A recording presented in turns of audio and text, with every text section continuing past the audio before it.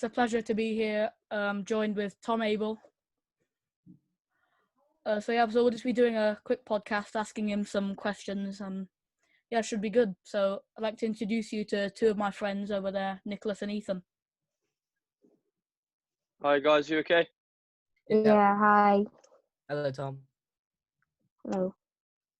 So obviously it's been a tough time for you right now. So what lockdown skills have you learned, and what's been keeping you busy over these past few weeks, really?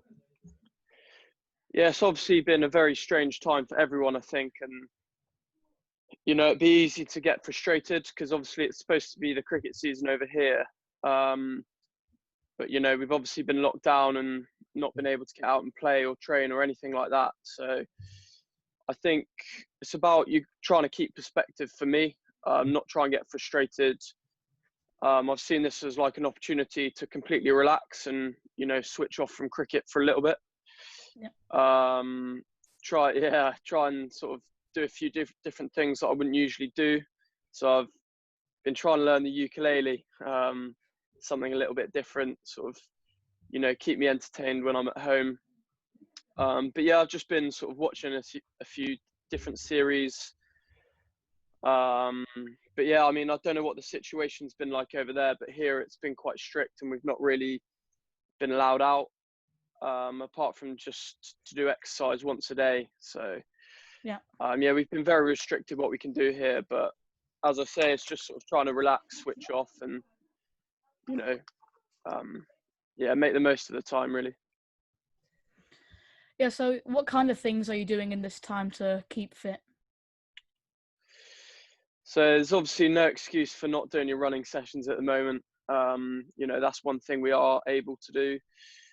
Got a sort of few bits of gym equipment, which we've been able to use. But again, you just got to adapt and, make the best of the situation. Obviously, it's not ideal. We can't, keep as fit as maybe we would do in pre-season. But, that's the way it goes. I've tried to sort of do a bit more running, fitness since we've been in lockdown, and yeah, I've quite enjoyed that actually. So do you have any other sports that you'd like to follow or play in your own time apart from cricket? Yeah, I'm a big sport lover. I used to play rugby and hockey at school. I love football as well. So yeah, we obviously, because the cricket season takes obviously a huge amount of time, we don't really have the opportunity to play any other sports, which I would love to do. But yeah, I can sort of go for a kickabout with my little brother and we can sort of play a bit of football and things. So do you have any, but nothing too serious. So do you have any team that you support or follow? Yeah, this might sort of be a bit of an issue because I'm an Arsenal fan. I know Max, I think, is a big United fan, aren't you? Yeah. How about the rest of you boys? Who do you support? I support United too. United as well? Yeah. I support Leicester. Leicester. Flying Christ, high. Yeah. Yeah. Good side to support. They must have been amazing when they won the league a few years ago. Yeah, Being a Leicester fan. But so I think football's going to be back in a couple of weeks, which is good. Yeah. So I'm looking forward to that. Yep. Do you think like the current situation right now is a chance for you to improve your cricket skills from before? Not really, to be honest, because we're not allowed to sort of train or do anything from a cricket point of view. So as I say, it's been a chance for us to completely switch off from cricket and completely get away from it. There's no sort of training or we can't do anything like that. So yeah, not picked up a bat for 2 months. Yeah.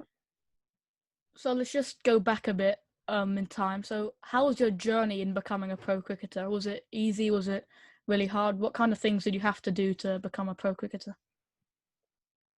Yeah, it's a good question. I think, I look back now and, it was all seemed a bit of a blur. I think when I was younger, you know, it was always my dream to become a cricketer, but, you know, when I was sort of 11, 12 at school, you know, I didn't think it was that realistic, to be honest. I was just playing at school and with my friends and just trying to enjoy it. And then probably when I was 16, 17, that's when it got a little bit more serious. And yeah, I grew a little bit and started to perform a little bit better, scoring more runs. And then I got a place on the academy when I was 16, and that's probably when it really started to get a little bit more serious. The training was far more intense. You know, you had to commit a lot more to your cricket training. And yeah, so after school, I went to university, and that gave me like 3 years to develop and improve. And then, yeah, at the end of that, I sort of got my opportunity in the first team. And yeah, it's sort of been a, you know, a very up and down journey. It's not been sort of plain sailing, but I don't think it is for anyone. But yeah, I look back and, you know, I think I had a huge amount of luck along the way, but equally it's about taking your opportunities when they come. So you're obviously a professional sportsman, and you know, it's obviously quite tough. So which part do you think is the toughest, and which part do you think you have to really work hard on to, you know, perform in the matches that you play in?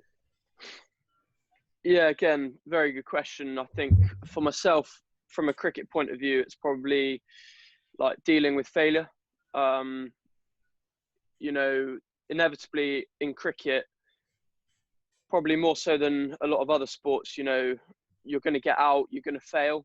You know, it's quite unique in terms of like the team can do well and the team can win, but, you know, individually you might not be performing. And, you know, no one enjoys when, you know, when they don't quite do as well as they'd hope. But for me, I try and frame it in a different way. I try and focus more on sort of the outcome from a team point of view. And, you know, if the team's winning, generally I try and be pretty happy.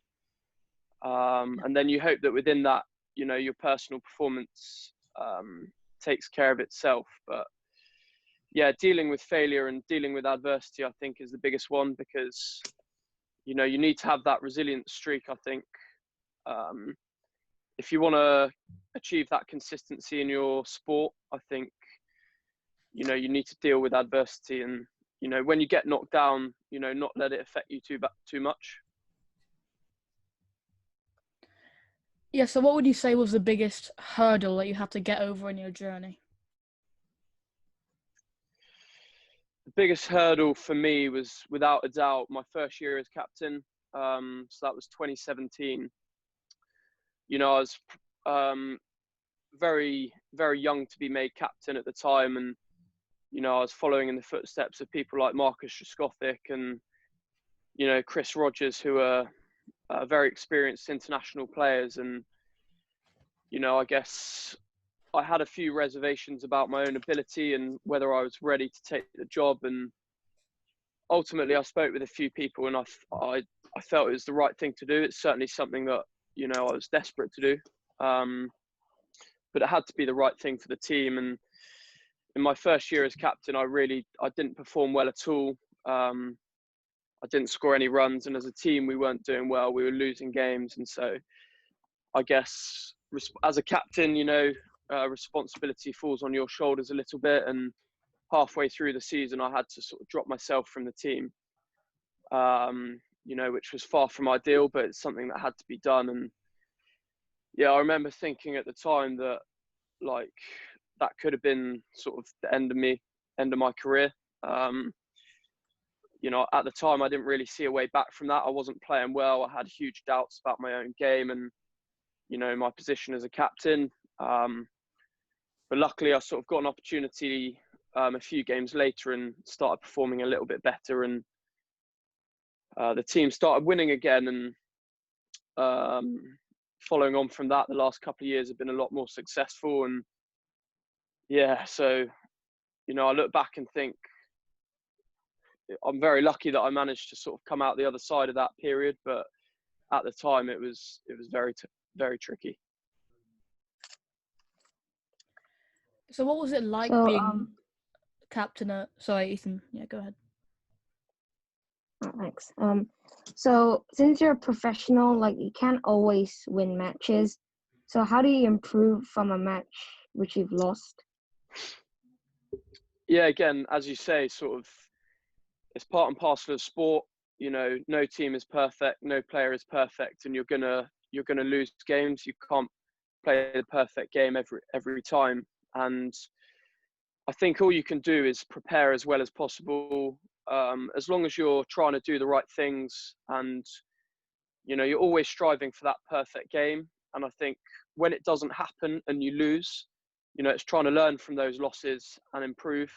I think that's all you can do. And as long as you're committing 100% and giving it your best, I don't think there's no one can ask more than that. So trying to learn from the mistakes you make and when you lose, and make you a better player and a better person as well. Thank you. So Maxi, go on. So, like, when you lose a match, what kind of things, like, what do you do to almost take the positives from it and move forward? I think it's a very individual thing. So if we lose a game, you know, some guys are very good at moving on, you know, parking it and not worrying about it too much. And I think that is, you know, for some people, that's a great thing because you don't always want to dwell on losses and negatives. For me, sort of when we don't perform and when we lose, you know, it affects me quite a lot. And, you know, I spend a lot of time thinking about it and thinking about where we went wrong and how we can be better. So yeah, again, sort of, it depends on the individual, but I just try and focus on the good parts of the game, you know, what we did well, and then, you know, what we can improve on. And then when you go into practice the next day or the day after that, you know, then you can address those parts of the game that weren't quite right, and try and improve on those. And then hopefully, you know, your next performance is more rounded. So you're a professional cricketer. So, and obviously, I assume that, you know, when you were young, you loved cricket. So what was your biggest dream as a child, really, in sport, in cricket, in just anything, really? I think as a kid, I dreamed about playing for England. You know, I'd watch England on the TV. I'd go and support, because I don't live too far from where Somerset play. As a kid, I used to go down and watch. I used to play cricket in the garden with my two brothers all day, every day. And, you know, for me, that was always my passion. And as I say, sort of going to watch Somerset and supporting them, I guess that was probably a more realistic ambition for me. You know, you can't play for England without playing domestically for your county first. So growing up, that's sort of where I wanted to get to. I'd go down and watch Somerset, and you see great players, you know, like Trescothick, Hildreth, Butler, those guys playing for Somerset, and you think how amazing it would be to follow in those guys' footsteps and represent my home county. And, you know, a few years down the line, it became a reality for me. And I think your aspirations are always changing, you know, so you reach one goal and then you set your sights on something else. So see, now I've the last few years had the opportunity to play for Somerset. You know, now I guess my next goal is to try and make the step up and play for England. So you're a captain of Somerset, and I've always been interested to know that, you know, if captains have to study leadership, or is there any, you know, kind of program you guys have to go through, or just anything to study in general to be a leader of the team, to lead the team out every game, and to, you know, motivate the team? Yeah, leadership is definitely a topic, I guess, that fascinates me really, because, you know, you hear things about great leaders, great teams, great coaches, things like that. And I guess I want to try and learn from those types of people and implement as best possible at Somerset. We want to try and make the most successful environment we possibly can. Obviously, not at the moment. We're not able to do anything at the moment, but previously, I certainly would study and read around leadership, because that's all about trying, to get the best out of the team.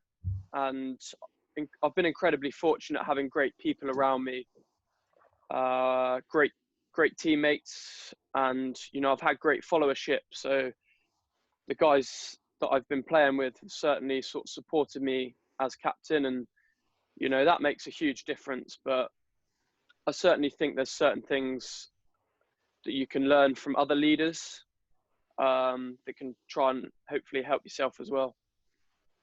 Yeah, what kind of tips do you think are beneficial in a pro sportsman, not necessarily only cricket, but any sport that you play? What kind of things or attributes are beneficial? I think so. I've spoken about resilience earlier. That's certainly one, because whatever sport you like playing, you're always going to get knocks, and it's not always going to be perfect. I think you've got to be dedicated. You've got to work hard, committed. I always think, if you want to get to the top, you've got to be willing to invest more. You've got to train harder. You've got to want it more. That's, how I think. That's how I go about, or try and go about things. But again, it's, everyone's very different. Some people, they'll get the best out of themselves from, being more relaxed about things. So I guess it's trying to figure out how to get the best out of yourself and what suits you. And I think from a leadership point of view, it's important to try and understand everyone in your team and what makes them tick and how to get the best out of them. I think that's what, leadership is all about. So did anybody or anything help you in becoming a professional cricketer? Yeah, I mean, the biggest influence on me as a person and becoming a cricketer was my family. They're incredibly supportive, did absolutely everything for me. As I say, I had two brothers that I just, when we were kids, we used to play sport all day, every day, wherever we could. And then I had a few key figures in my life, when I was at school, sort of my rugby, hockey and cricket coaches were all, hugely influential. And then as I sort of moved into the Somerset system, my batting coach, Greg Kennis, and Jason Kerr, they're two people that probably had the most profound impact on me from a cricket point of view. So you mentioned about Jason Kerr, obviously manager of Somerset. So has he has he taken your game onto the next level, or how much has he influenced you to become the player you are today? Yeah, I certainly think he's had a huge influence on who I am and the sort of cricketer I am today. Initially, he probably, when he was second team coach years ago, that's when I started playing second team cricket at Somerset. I found him quite a tough taskmaster. He was very focused in what he wanted to achieve and how he wanted Somerset to be playing. And I guess, as a young player, you try and fit into that.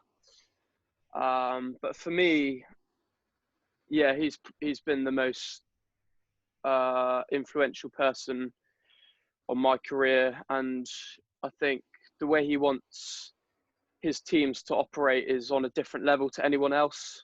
I spoke about that commitment earlier, and I think that's one thing that he is very passionate about. He's a very passionate guy about what he does, and that really sort of resonates with me as a player. So, yeah, full of respect and admiration really for how he operates. And I think we have a great working relationship, or we did do before COVID-19. And so I really enjoy working with him. and yeah, he works really hard to get the best out of his players for sure. Every sportsman goes through good and bad periods. How do you celebrate a win? Yeah, so we have a team song that, you know, we sing after every time we win, and I think we're a very close group of friends, and we're a passionate bunch. You know, Somerset cricket is a huge pride in the southwest of England, and you know, anytime we win, it's an amazing feeling. And yeah, singing the song is awesome, and just chilling in the change room with your mates after a win, because no win comes easy. You've got to work hard for every time you win, and you know, it's nice sometimes when you just sat in the change room with each other and you're able to reflect on the game.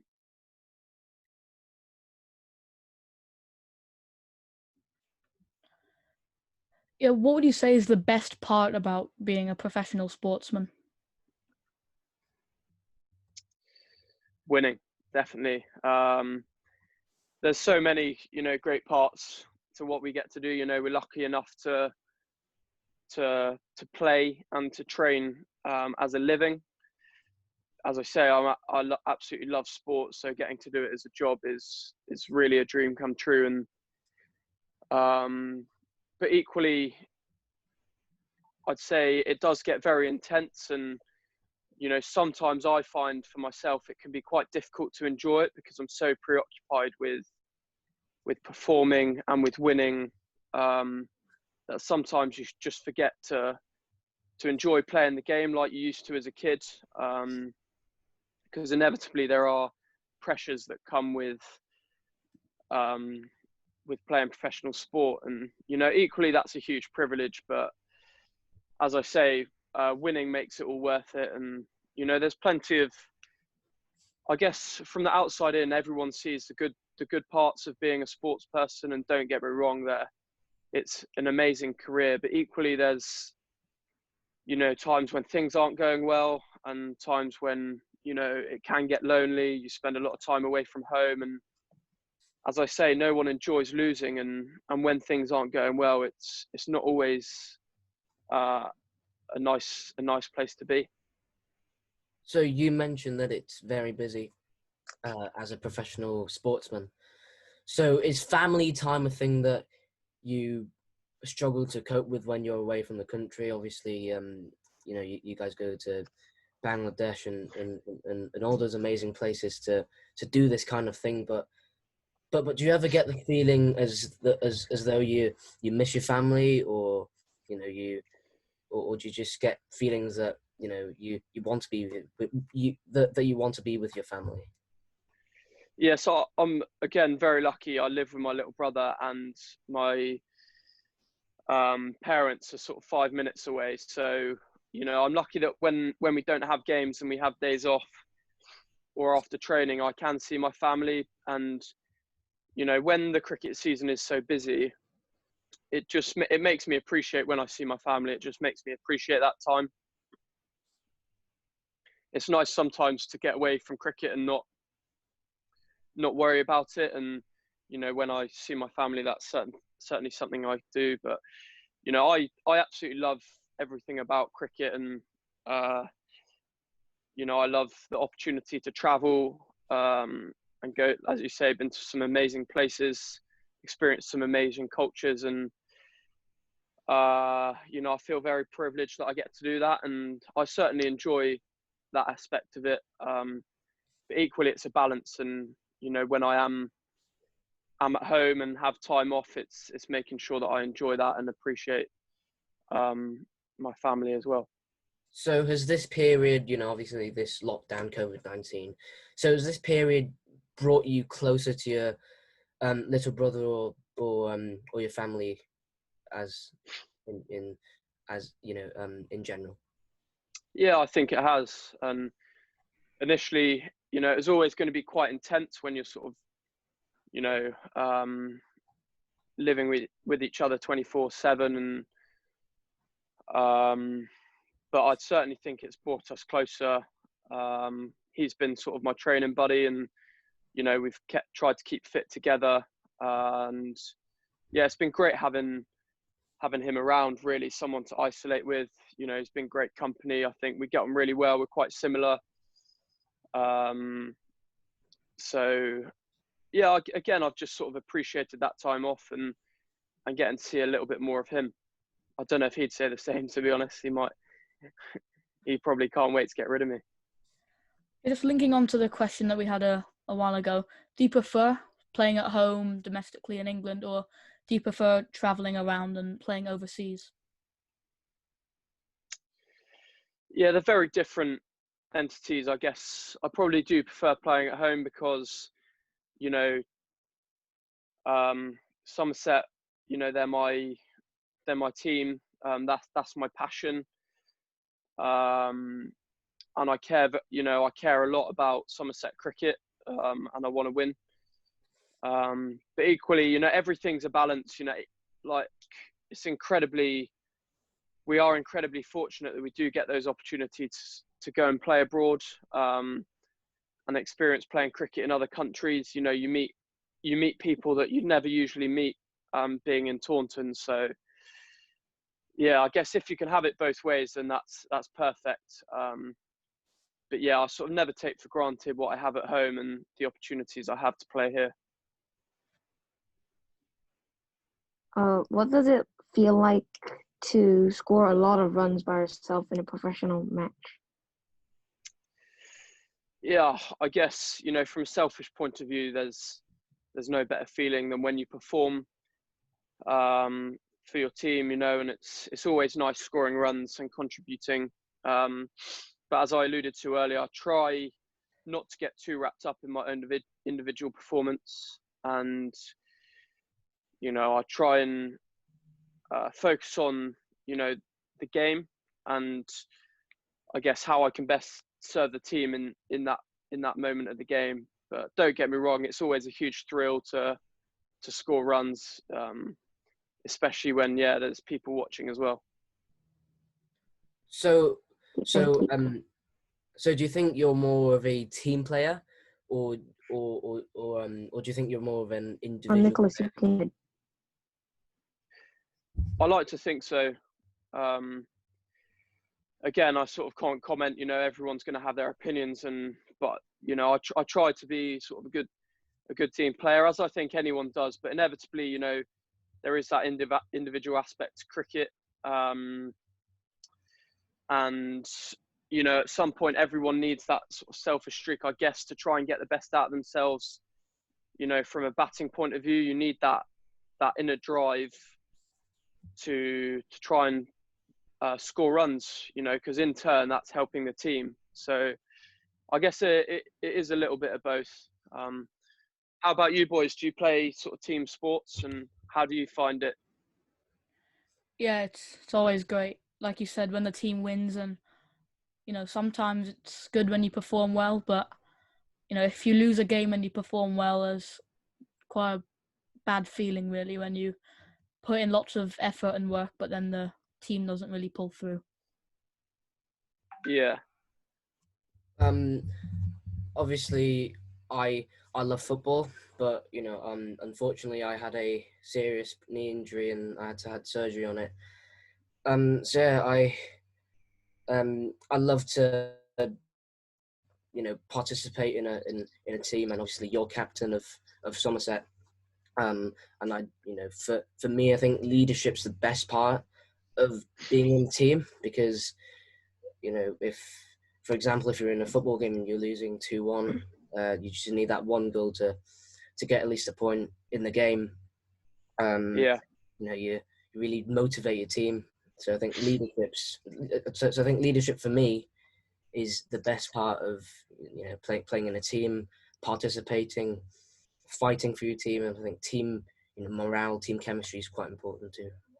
Yeah, that's awesome, and I hope sort of your knee improves quickly. And as I was, you know, talking about earlier, you know, everyone's going to have these little setbacks, but hopefully, you know, you can find that drive to sort of recover, rehab, and then hopefully, you know, you can be better for the experience.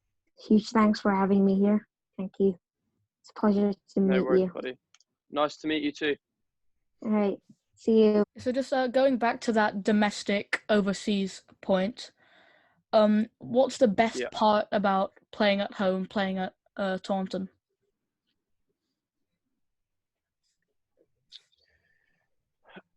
So for me, I'd say the best part is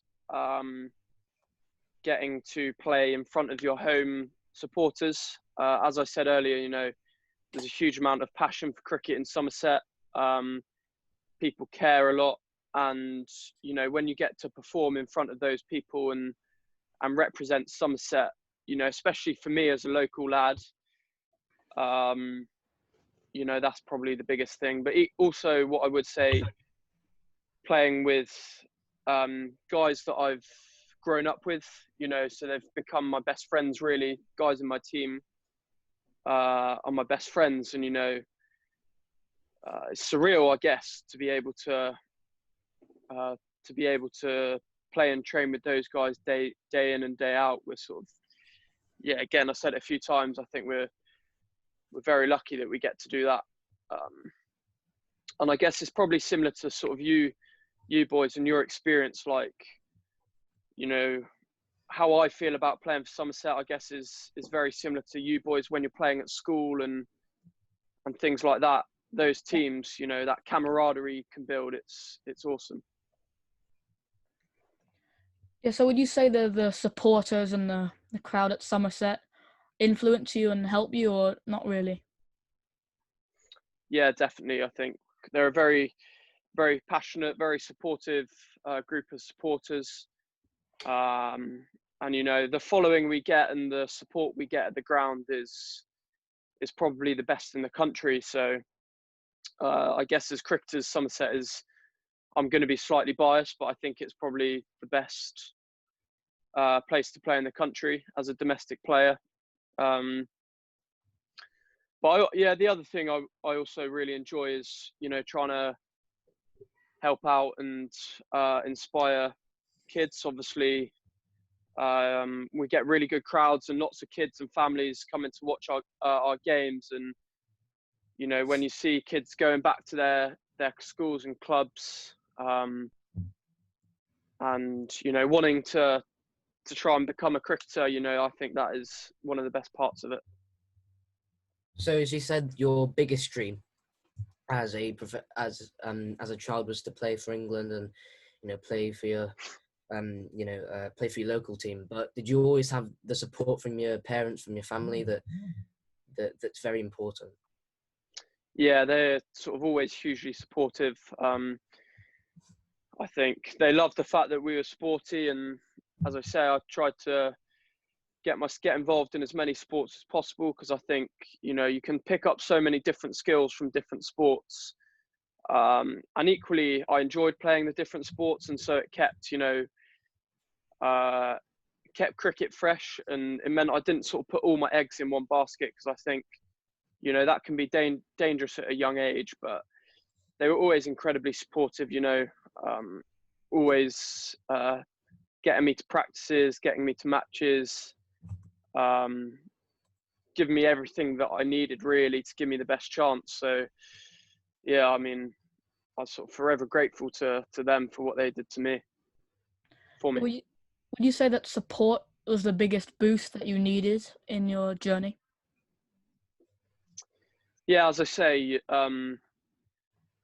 there's been a number of sort of setbacks and obstacles along the way, times when things haven't gone well, and you know, you might doubt yourself, you might doubt your ability, which, you know, I certainly have done.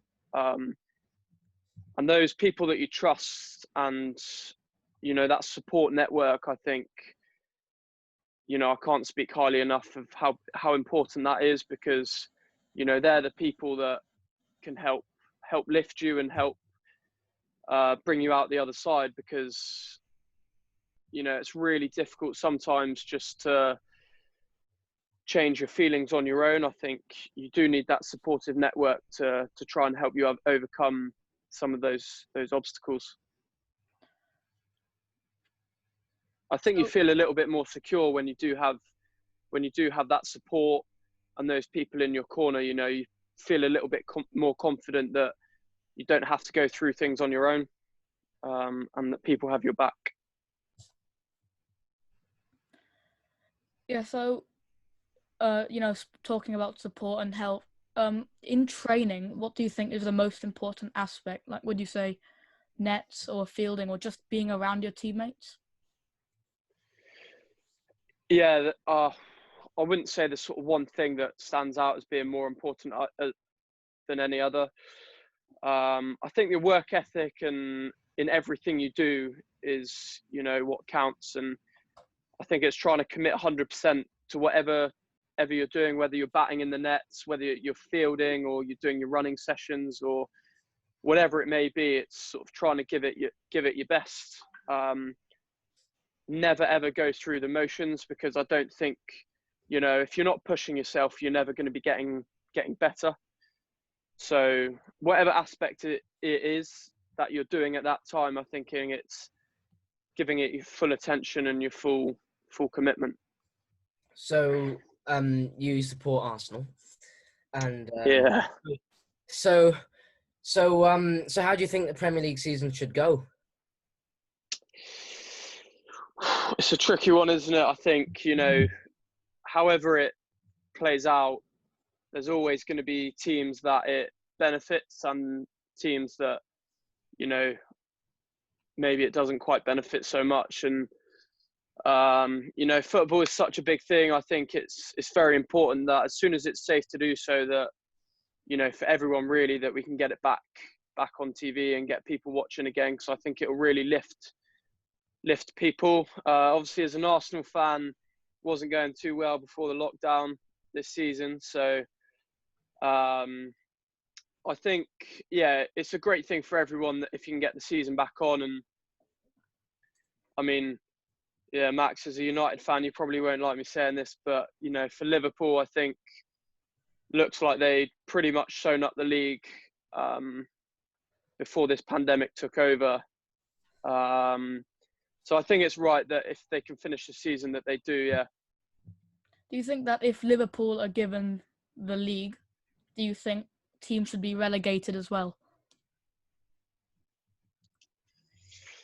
Yeah, if I'm honest, I do. Yeah, I think, you know, sport is cruel sometimes, and, you know, there's always going to be teams that suffer, and, you know, that's all part and parcel of sport. I think if the season is able to resume and teams will have an opportunity to play games, and then they have an opportunity to sort of survive.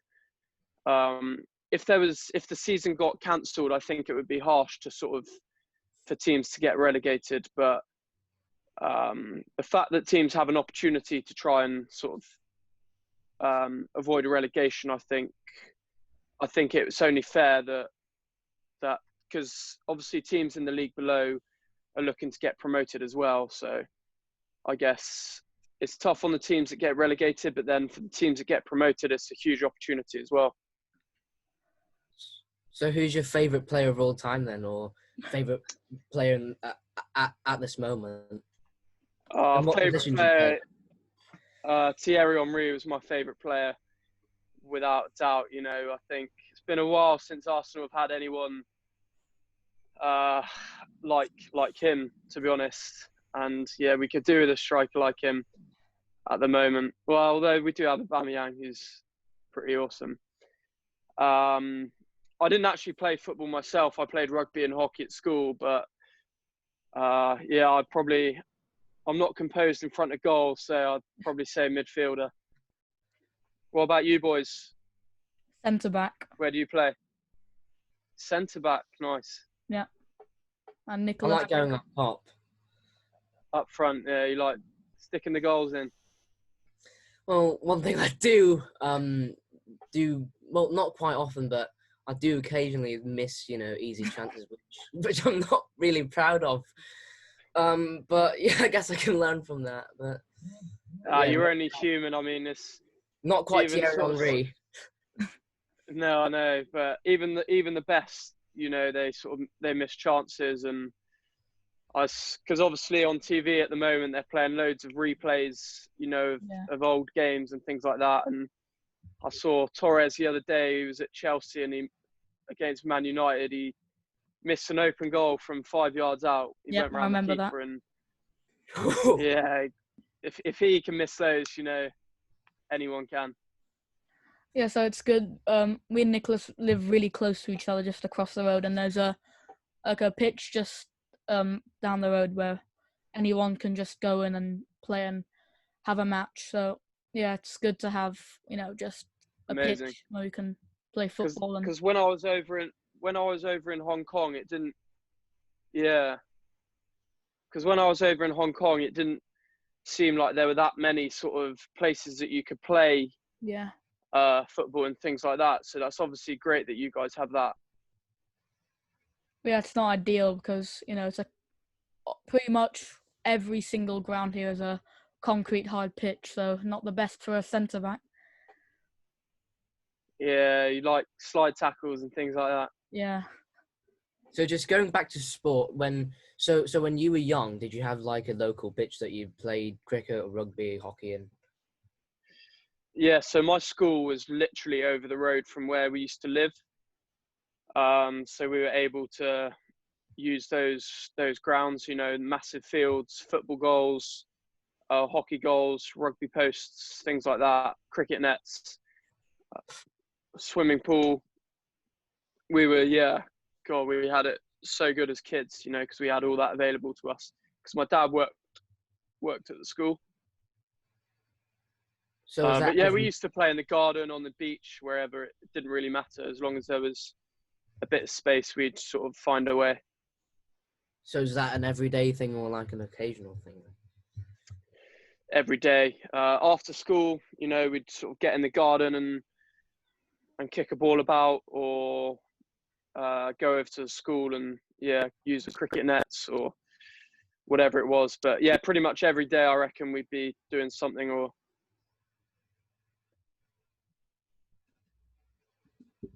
Yeah, so did you ever envision yourself being something other than a cricketer, like playing professional hockey or playing professional rugby or any other sport? Not rugby. I was probably a little bit too scared to become and not good enough to become a rugby player. I think hockey I played to quite a good level, and I guess when I was a little bit younger, I sort of had aspirations to try and become a hockey player as well. Say when I got to about the age of 16 or 17, look at that. When I got to that sort of age, I guess I had to prioritise one over the other a little bit. And at that point in my life, cricket was my passion, and it's probably my strongest suit as well. And it's not as easy to make a living through hockey. Well, I love football, but I don't think I'm good enough to play in the Premier League, Championship, League One. But one thing that I do want to be is a pilot. I think to the dream holiday destinations. So I think I've been interested in aviation since I was the age of 3 or 4. So I think that's awesome. That would be amazing. So I think I think pilot's been, the dream I've always had. Obviously, Maxi wants to, become a professional cricketer, and I think he's doing well at the moment. Yeah, so that's your dream, Max? Yeah, definitely. And how's training and things going at the moment? Yeah, at the moment, we've been back to training for maybe 4 or 5 weeks now. We've got 2 tomorrow, so yeah, it's good. Oh, nice. And do you still train and play at the Hong Kong Cricket Club? Yep. Nice. So just and going did you, back. When you came over to Taunton, did you meet and have a session with Trez? Well, he showed us around the ground. We didn't have a session with him, and we watched the training for a bit. Okay, yeah. How was that? Yeah, it was great. It's really good. nice. So just going back to cricket very briefly, was playing on English pitches your favourite? You know, obviously you were very accustomed to it growing up, but was it your favourite, or you know, when you travel around, did you ever play on wickets that you prefer more? Yeah, I think, you know, playing in England, you get used to the types of pitches that you play on, and, you know, all around the world, it's the places that you play and the wickets that you play on are so different. And that is part of why I love playing abroad, is the challenge of playing in different environment. You know, conditions in cricket are huge. Obviously, some places you go are incredibly hot, and you know the wickets are very dry and they spin. Or in Australia, you know, they're renowned for being slightly quicker and bouncier. And Yeah. you know, I like the challenge of trying to adapt your game to other places in the world. So I wouldn't say I sort of prefer playing on pitches in England. I quite like the challenge of pitches that spin, and pitches that are a little bit quicker and bouncier. Yeah, they just make So, for sort of very very different cricket. so do you find it hard to travel all the time? Because, you know, you travel all the time to many different countries, as you said. Not particularly. I wouldn't say I find that a hardship. You know, I'm 26, so you know, I'm living my dream at the moment, and getting to travel the world and play in different parts of the world is, you know, more than I could have ever imagined. Equally, you know, there's guys, you know, that might have families, for example, and I know that traveling and sort of playing away from home is probably more difficult for them. But for me at this stage in my career, it's not a hardship for me. Yeah, again with the wickets, do you like, what kind of surfaces do you like batting and bowling on? From a batting point of view, I think my game is probably more suited to playing against spin. So I quite like playing on spinning wickets, because I quite like sweeping and trying to sort of manipulate spinners and that type of thing. You know, there's a game within the game there, and I quite enjoy that part of it. As a bowler, I try and swing it. So I guess English conditions are pretty good for me, because generally the ball tends to swing, and that gives me a chance. If the ball doesn't swing, I think people can whack me everywhere quite easily, because I'm not very quick. And so one thing I've always been interested in is pre-match routine. So and post-match routine. So do you have any that, you know, you do every single game?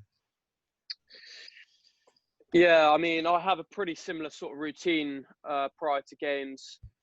In the morning, I just make sure I have a good breakfast, obviously, because you want to sort of set yourself up for, you know, the day.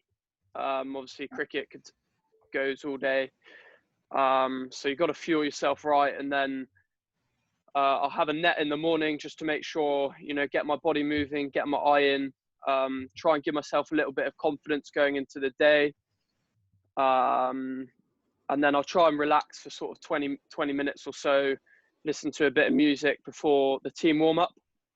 And then we warm up as a team. And I think that's when, try and get your body moving, try and build the energy within the team. We play a little bit of football in warm-ups, which is always good fun. And then, do my fielding practice. So basically, I like to make sure in the morning of a game, I like to make sure that I've ticked off everything, you know, batting, a little bit of bowling, catching and fielding, just so mentally I feel that I've prepared as well as I possibly can, and that I'm ready to go out and perform. But then close to the game time, I enjoy listening to music, because I find that relaxes me a little bit and just takes my mind off worrying about the game. So Yes. you mentioned something, Maxi, go on. No, sorry. So what do you think of like hard bouncy wickets? Because like with me, I like using the pace of the ball and just working it off. Yeah.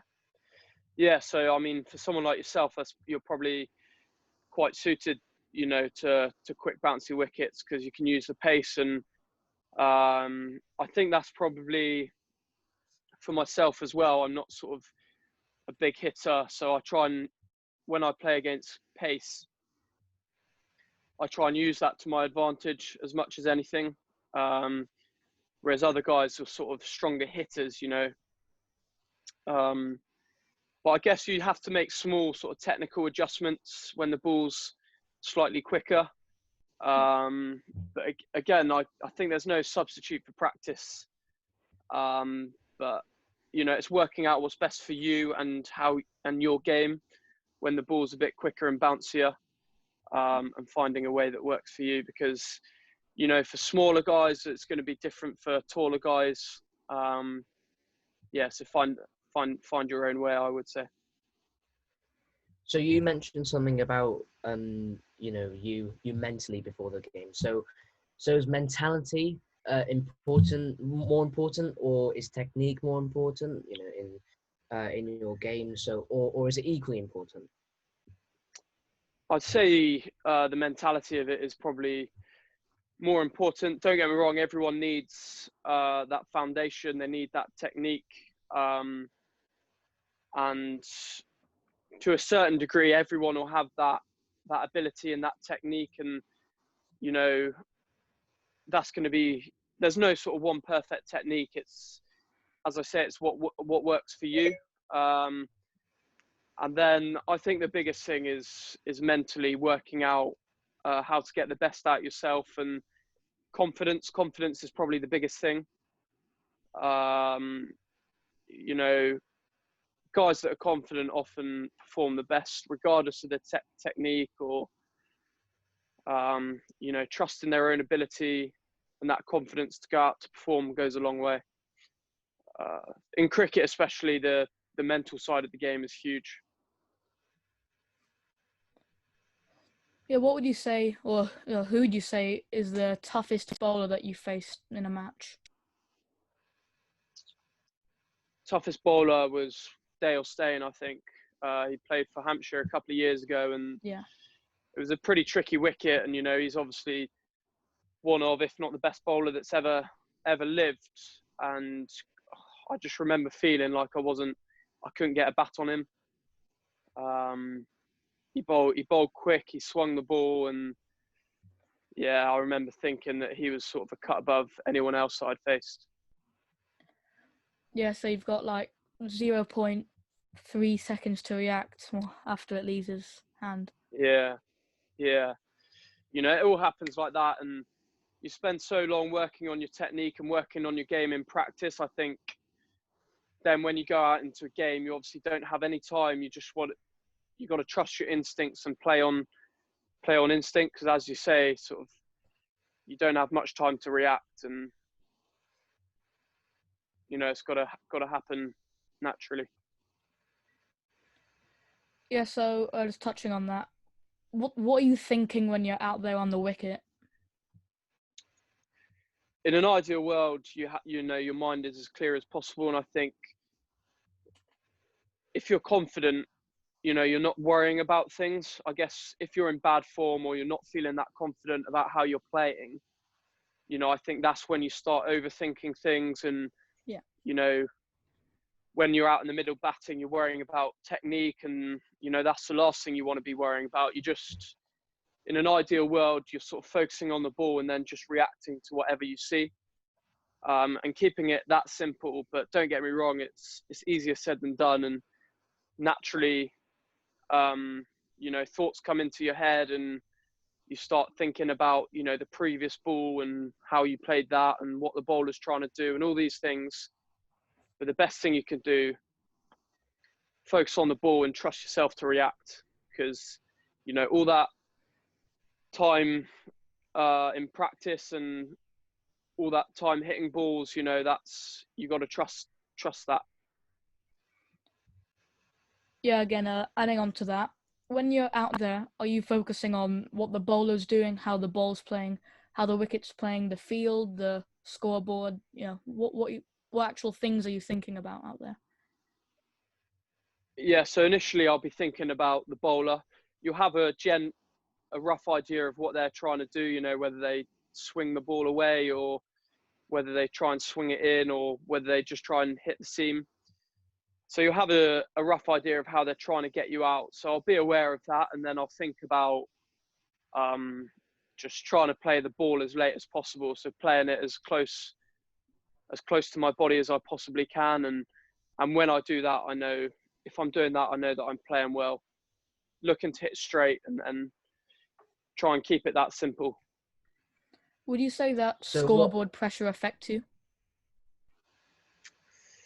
I think it does, and I think it affects anyone, to be honest. You know, that's all part of it, dealing with those in-game pressures. And you know, the nature of having a scoreboard there is that you're always assessing the state of the game. In an ideal world, you know, you probably play without the scoreboard, because then it doesn't cloud your judgment and affect your thinking.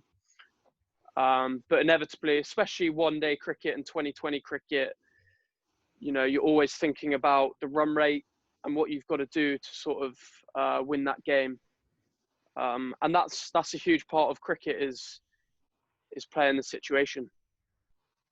So what got you so what got you into cricket, and what advice would you give a young person whose dream is to be a big cricketer and, you know, achieve their biggest dream in playing for the country? And what best piece of advice have you been given from anyone? I think the best piece of advice I could give and have been given is, first and foremost, you know, enjoy it. If you don't enjoy it, you're never going to get the best out yourself. And, you know, you've got to enjoy what you do, because, you know, otherwise what's the point in doing it? But I would say be a sponge, you know, try and soak up and absorb as much as you possibly can from other people, try and learn from other people, and then, you know, you use what resonates with you. But yeah, I think you've got to enjoy what you're doing. You've got to enjoy practice. You've got to enjoy the competition element. But yeah, try and sort of soak up as much from other people as you can. But, you know, remember that not everything that everyone says to you is going to work for you. And take your opportunities as well. That's, you know, you need a bit of luck along the way, but if you take your opportunities, you give yourself the best chance. So how important is criticism in your game? Because I've heard a lot of people say criticism is good, because it can help you improve, but then some people don't like criticizing. And some people don't like criticism because they think that, you know, they're affecting them and that other people shouldn't be in control. Yeah, it's a tricky one. It's a tricky one. I mean, play their sport. So how important is it to you in your game?